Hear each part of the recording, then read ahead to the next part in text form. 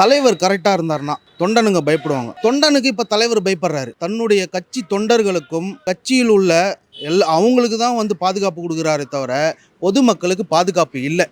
சட்டம் ஒழுங்குன்னு பார்த்தோன்னா, எந்த ஒரு துறையிலயும் சட்டம் ஒழுங்கு சரியில்ல. ஃபர்ஸ்ட்டு வந்து ஒழுங்கா இருக்கிற துறையே போலீஸ் துறை. போலீஸ் துறைக்கு போலீஸை நான் தப்பா சொல்லல. போலீஸுக்கு பவர் குடுக்கல. எதனாலனா, முழுக்க முழுக்க தப்பு பண்றதே திராவிடம் தான். திராவிட கட்சிக்காரங்க தான் தப்பு பண்றாங்க. எல்லா இடத்துலயும் பார்த்தீங்கன்னா, எங்க போனாலும் சரி, இப்ப அதிகமா குற்றம் நடக்கிறதே வந்து திமுக கட்சிக்காரங்க தான்.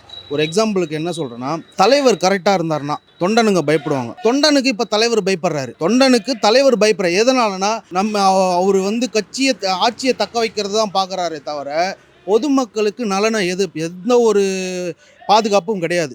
தன்னுடைய கட்சி தொண்டர்களுக்கும் கட்சியில் உள்ள அவங்களுக்கு தான் வந்து பாதுகாப்பு கொடுக்குறாரே தவிர, பொதுமக்களுக்கு பாதுகாப்பு இல்லை. இல்லைனா அடிக்கடி பார்த்தீங்கன்னா திமுக காரங்க தானே தப்பு பண்ணிக்கிட்டே இருக்காங்க. நீங்கள் பாருங்கள், அதிகமாக குற்றமாக வைரல் ஆகிறதுலாம் நீங்கள் வைரல் ஆகிற வீடியோ நிறைய வீடியோ பார்த்தீங்கன்னா 100ல் 90% பார்த்தீங்கன்னா திமுக கட்சிக்காரனால் வந்த பிரச்சனைங்க தான். நிர்வாகமே சரியில்லை. கட்சிக்காரன் தொண்டர் தப்பு பண்ணுறான்னு வச்சிங்களேன், தலைவர் தான் கேட்கணும். தலைவர் எங்கே அடுத்த வேலை என்னமோ அவன் குடும்பத்தை பார்த்துக்கின்னு அவரோட பிள்ளைக்கு என்ன இது பண்ணலாம், எங்கே அடுத்த கட்ட இது ஏதாவது ஒரு விழா நடத்தலாம், இதை தான் பார்க்குறாங்க. எங்கே அவரோட இந்த குற்றங்கள்லாம் அவரோட நாலேஜுக்கு போகுதா என்னன்னு தெரியல.